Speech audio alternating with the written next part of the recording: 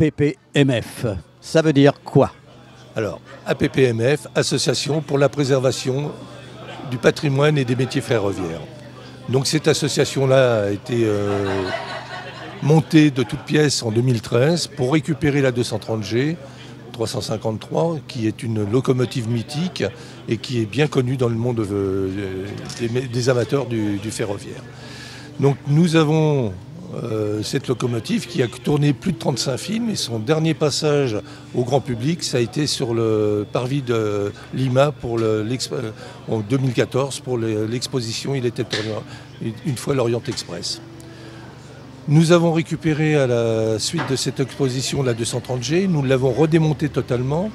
Nous avons fait expédier la chaudière en octobre 2016 en Italie pour qu'elle soit réparée. Nous devrions normalement la récupérer fin premier semestre 2018. Pendant tout ce temps, nous avons travaillé sur le châssis, sur les parties suspension, timonerie, les freins. Nous avons fait tous les essais non destructifs courant du mois dernier, mois de juin. Et donc tout est quasiment normal. Donc nous devrions normalement pouvoir remonter tout ce qui va sur le châssis, de façon à ce que lorsque la chaudière nous reviendra, nous puissions la remonter directement sur le châssis et remonter tout l'ensemble. Ce qui fait que la locomotive, nous devrions pouvoir la voir rouler d'ici 2020. Voilà. Tous ces travaux coûtent très cher et je pense que vous avez lancé un appel aux dons il y a quelque temps. Nous avons, par le biais de la Fondation du patrimoine, nous avons fait une demande de souscription. Et puis, nous faisons tout notre possible pour pouvoir récupérer des fonds par le biais des salons, comme les manifestations comme celle d'aujourd'hui, où nous avons un stand où nous vendons quelques produits pour nous pouvoir financer les boulons qui nous manquent. Je crois savoir aussi que cette machine a une histoire qui vous est très chère personnellement. Elle m'est très chère pour la bonne et simple raison que mon père en a été titulaire en tant que chauffeur jusqu'à son départ en retraite en 1977. Et mon plus grand plaisir, ça a été de lui faire voir à la sortie d'Épernay en 2014, avant son départ à Lima, sa locomotive refaite en état visuel, bien entendu, à cette époque, mais il a pu remonter sur sa locomotive et vous en étiez le témoin privilégié ce jour-là. Voilà. Merci.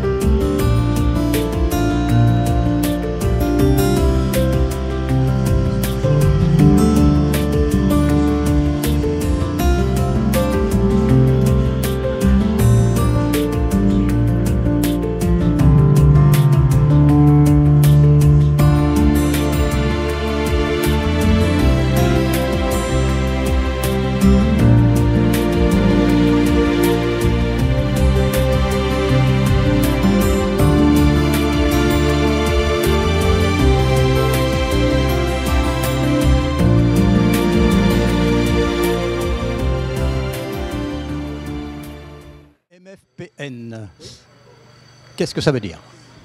Matériel ferroviaire, patrimoine national. À l'origine, ça voulait dire matériel modélisme ferroviaire de Paris-Nord, parce que c'était un club de cheminots qui s'était monté au dépôt de la Chapelle à côté de la gare du Nord. Donc ça s'appelait modélisme ferroviaire, etc., de Paris-Nord. Donc maintenant, c'est devenu matériel ferroviaire, patrimoine national, parce que la machine à vapeur, la 231 K8, est classée comme monument historique, ainsi que la CC 40110. Voilà pourquoi on a changé de dénomination il y a quelques années maintenant. Votre activité, c'est de remettre en état justement d'anciennes machines et de garder un patrimoine. Oui, tout à fait. Donc on a commencé par la 231 K8 qui appartient à la Fax. Nous n'en sommes que gérants. On l'a remise en état à plusieurs reprises d'ailleurs depuis qu'on nous l'a confié. Et ensuite est venu s'ajouter du matériel roulant, type une voiture postale, une voiture fourgon, et donc la CC 40110, qui est une machine des années 60, type quadricourant, bien connue de tous les cheminots. Voilà. Faire vivre une telle association coûte cher. Quels sont vos financements ? Alors là, je vais passer la parole au trésorier. Parce que, alors là, nos sources de financement, c'est essentiellement les cotisations des adhérents, quelques subventions, mais ça ne va pas très loin. Et notre ressource principale devrait être les voyages, quand on peut faire des trains avec la machine. Bon, malheureusement, on n'en fait pas autant qu'on voudrait et les finances s'en ressentent fatalement. On peut aussi vous faire des dons. Tout à fait, bien sûr, on peut faire des dons de 1 euro à 500 euros, voire plus. On accepte tous les dons. Il faut bien payer le charbon parce que la machine est très gourmande et il faut payer le charbon. Voilà. Donc vous participez, lorsqu'on vous le demande, à toutes les manifestations possibles. Oui, on voudrait bien participer à toutes les manifestations qui nous sont offertes. Malheureusement, on ne nous en offre pas tellement l'occasion. Bon, on a les journées du patrimoine essentiellement, et puis ça se limite à ça. On ne va pas beaucoup plus loin dans les journées de présentation de la machine proprement dite, en plus des voyages, bien entendu. Entretenir une machine comme la 231 K8, ça vous prend énormément de temps ? Oui, énormément de temps. C'est innombrable les centaines, voire les milliers d'heures qu'on peut passer dessus à longueur d'année. La moindre bricole dessus prend des heures de préparation, des heures de démontage, de réfection des pièces, de remise en place, d'essai ensuite. Non, on ne compte pas nos heures. Il vaut mieux pas compter les heures là-dessus. Et vous êtes combien pour faire tout ça ? Au sein de l'association, il y a environ une centaine de membres, mais vraiment actifs sur le terrain. Allez, si on compte 25-30 personnes, c'est le bout du monde. Ça, c'est le noyau dur. Le noyau dur, oui, c'est 25-30 personnes, oui, effectivement, oui. Ça ne va pas beaucoup au-delà. Il faut dire aussi que nos séances de travail se déroulant les jours de semaine essentiellement, les gens qui sont encore en activité ne peuvent pas se libérer autant qu'ils le souhaiteraient, bien sûr. Donc essentiellement, ce sont des retraités qui viennent travailler en semaine, et le samedi, bien entendu, tous ceux qui peuvent se libérer de leur travail. Merci beaucoup.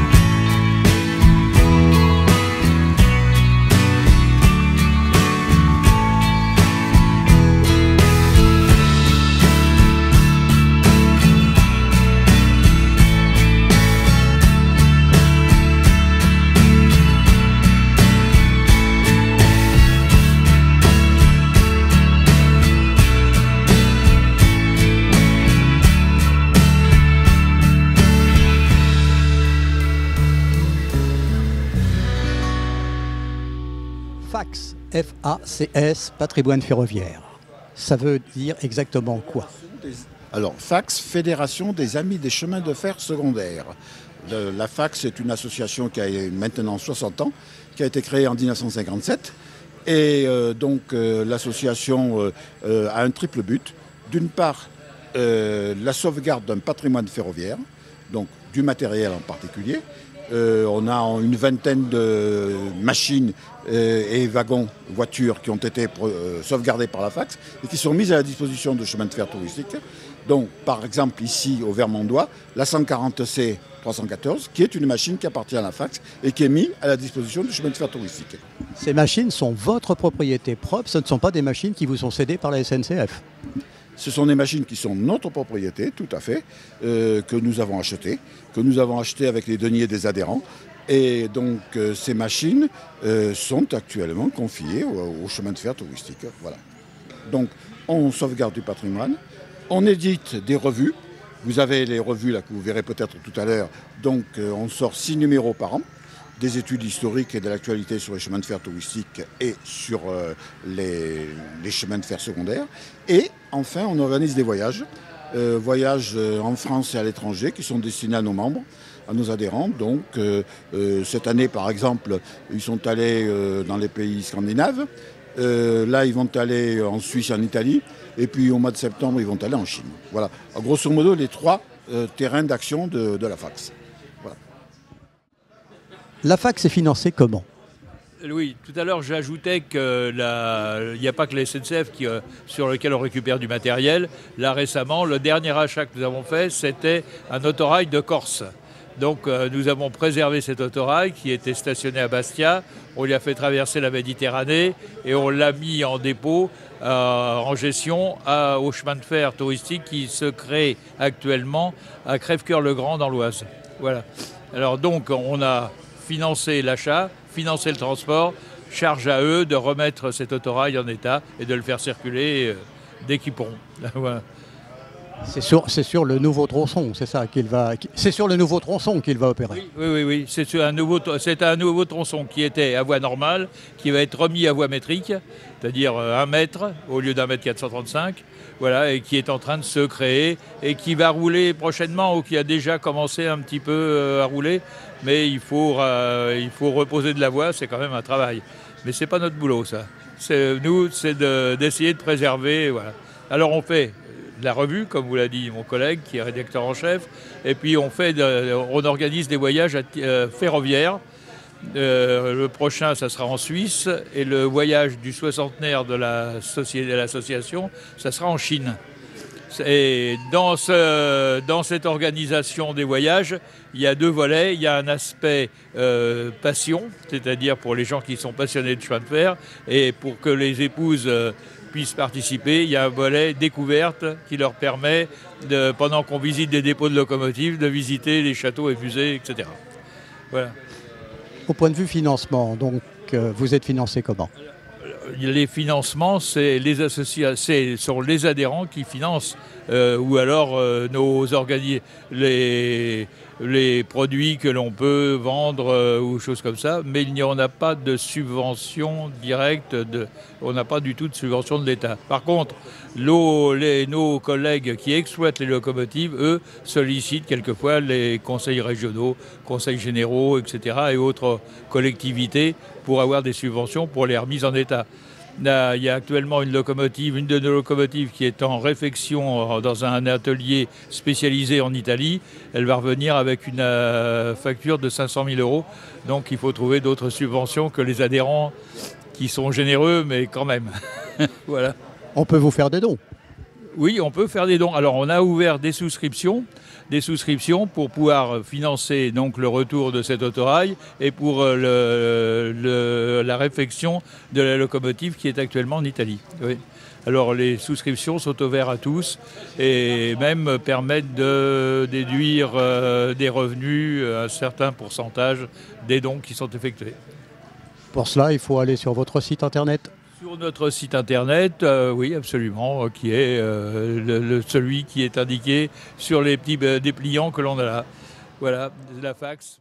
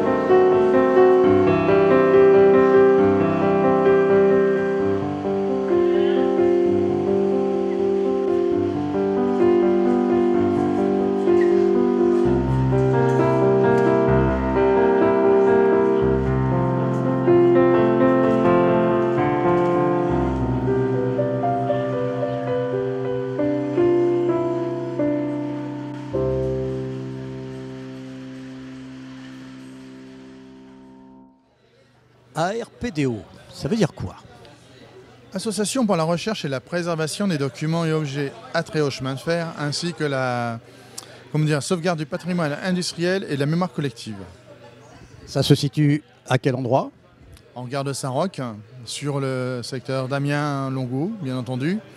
Et ouverture, pour ceux qui le souhaitent éventuellement, le lundi de 14h à 17h, ainsi que le samedi matin de 9h à 12h. Donc, vous regroupez tout ce qui est objets, documents concernant justement le chemin de fer dans le nord de la France.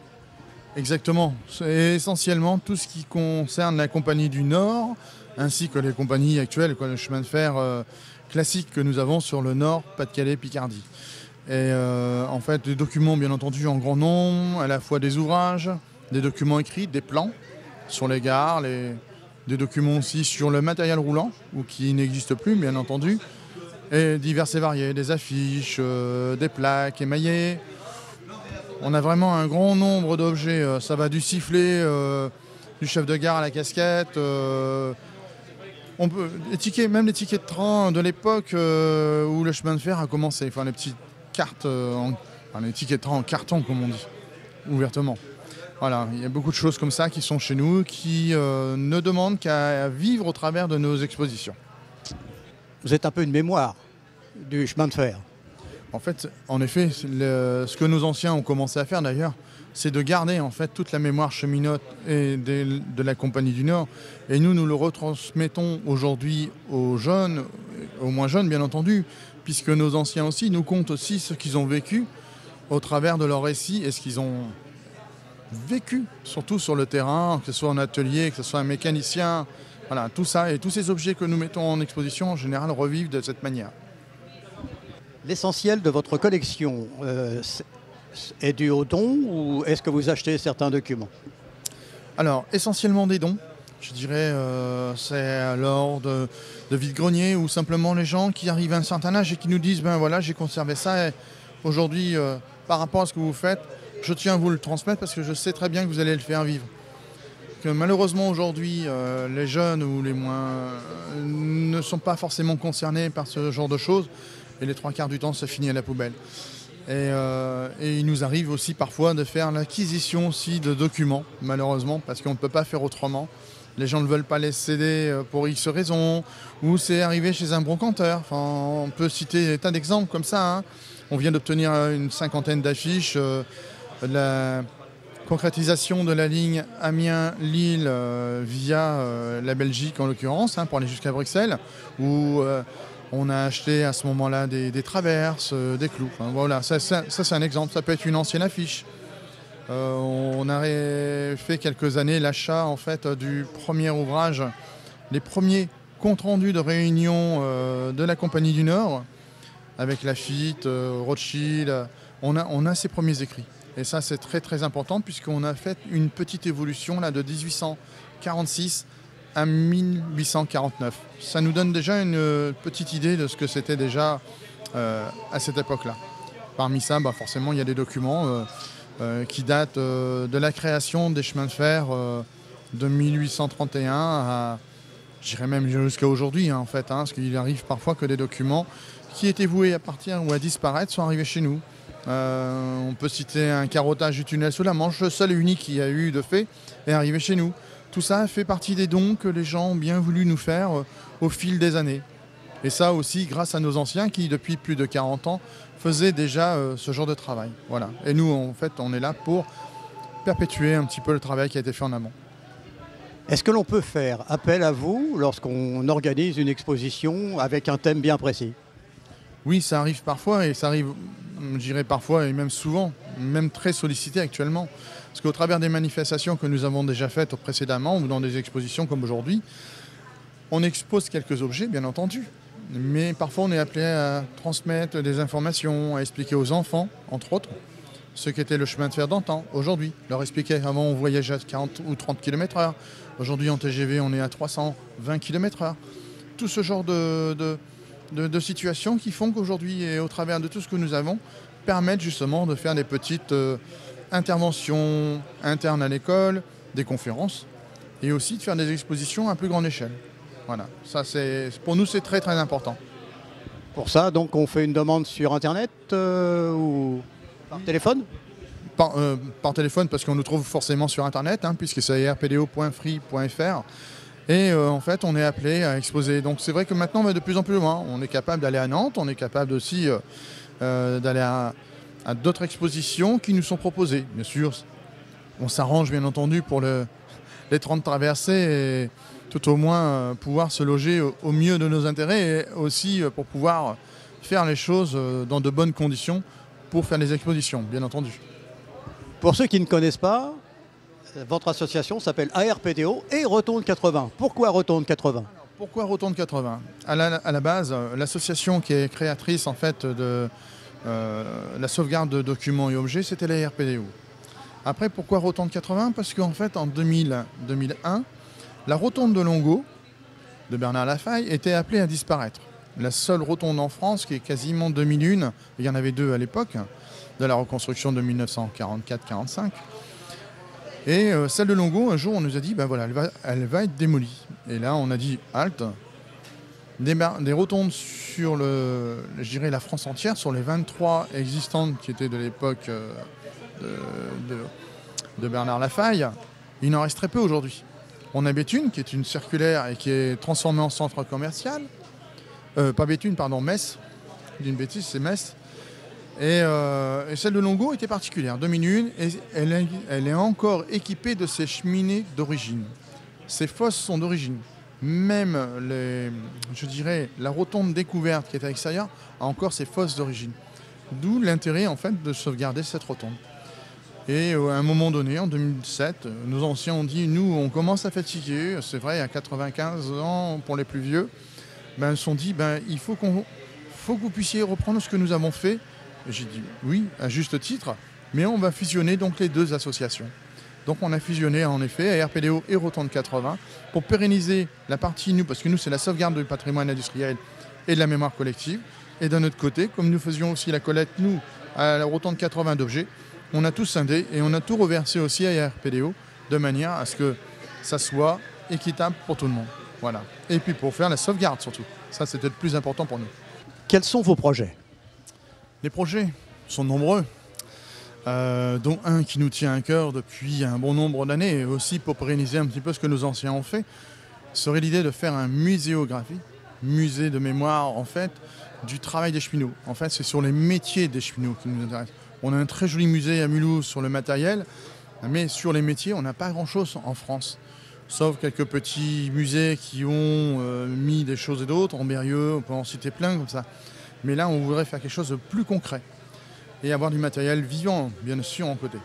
Donc là, actuellement, nous travaillons sur un projet de grande envergure, malgré tout, sur un muséographie qui pourrait se situer sur le secteur de Longo. Nous sommes en train de regarder si on ne pourrait pas le faire sur une emprise, une friche industrielle qui existe encore aujourd'hui et qui était un atelier wagon, pour pouvoir faire un pôle culturel cheminot. À la fois avoir du patrimoine vivant, parce que pour nous c'est ça important, c'est ce qui fait vivre aussi l'ensemble d'un musée. Sans ça, on est mort. Et là, on se bat actuellement pour essayer de trouver un lieu suffisamment grand pour pouvoir contenir ce que nous avons, ce qui pourrait venir. Pourquoi pas des choses qui pourraient venir aussi de Mulhouse, parce qu'on en a un petit peu partout, du matériel qui dort un petit peu partout, et qui aurait le mérite d'être vu et visité, ainsi que tout ce que nous avons actuellement et qui serait, comme nous le faisons aujourd'hui, mis à disposition pour pouvoir le découvrir. Voilà, c'est ça le plus important pour nous aujourd'hui. Merci. Merci.